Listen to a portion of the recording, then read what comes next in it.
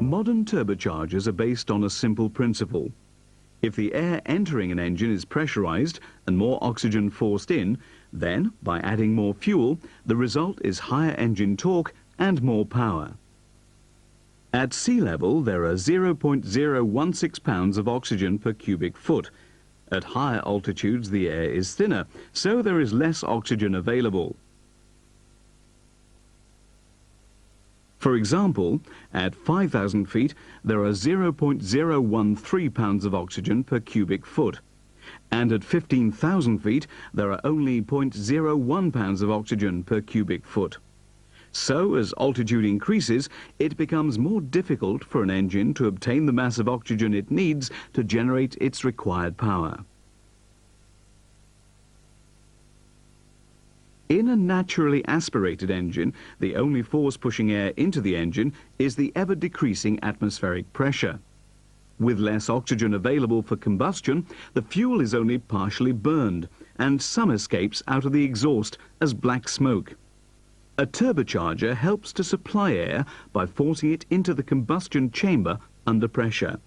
It is able to do this since the reduced atmospheric pressure makes the turbine stage more efficient. Thus, the engine can maintain virtually the same air-fuel ratio as at sea level, with almost no change in either power output or exhaust emissions level. Turbocharger technology evolved from mechanically driven superchargers, which create boost pressure using a mechanical pump driven directly from the engine. However, the inefficient supercharger is an engine parasite. It uses a large proportion of the potential power increase to drive itself. For example, a supercharger that could, theoretically, raise a 220 horsepower engine to 370 horsepower could only manage 320 horsepower. The supercharger itself absorbs 50 horsepower.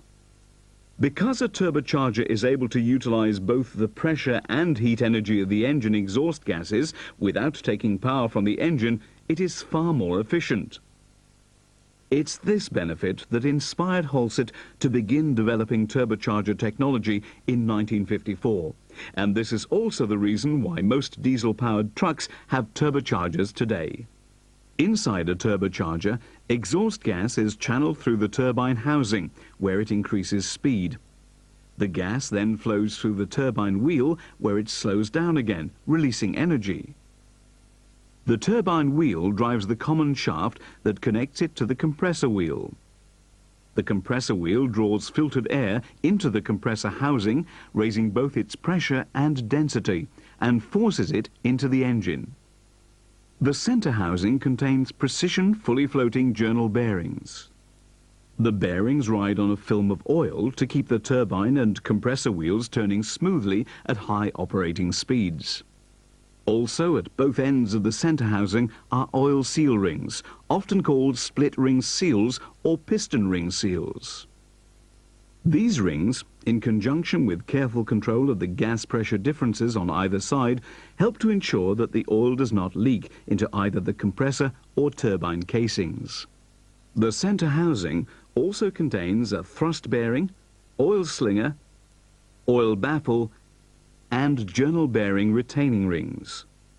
The rate of airflow into the engine is controlled by the design of both the wheels and housings and by the speed of the turbo, which automatically responds to changes in engine fueling.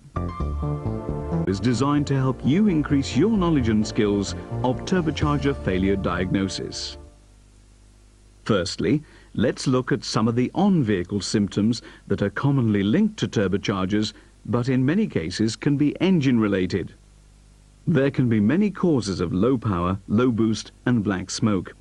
The driver won't be happy with any of them, but before taking the major step of removing the turbocharger, there are a number of on-engine checks that could save you time and money. Firstly, check the throttle linkage adjustment is correct. Check the injection pump, fuel timing, and delivery is correct. And check the injectors. Also check the fuel supply is not restricted. Check the intake or exhaust systems are not restricted, and check that there are no restrictions through the air cooler. If all these are problem-free, then you'll need to check the turbocharger.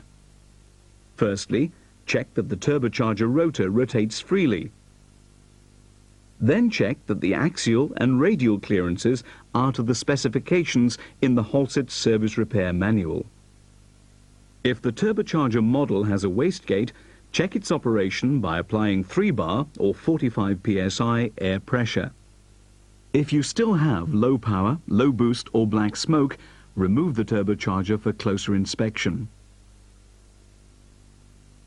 If the problem is oil leakage or carryover, again check the turbocharger rotation and clearances.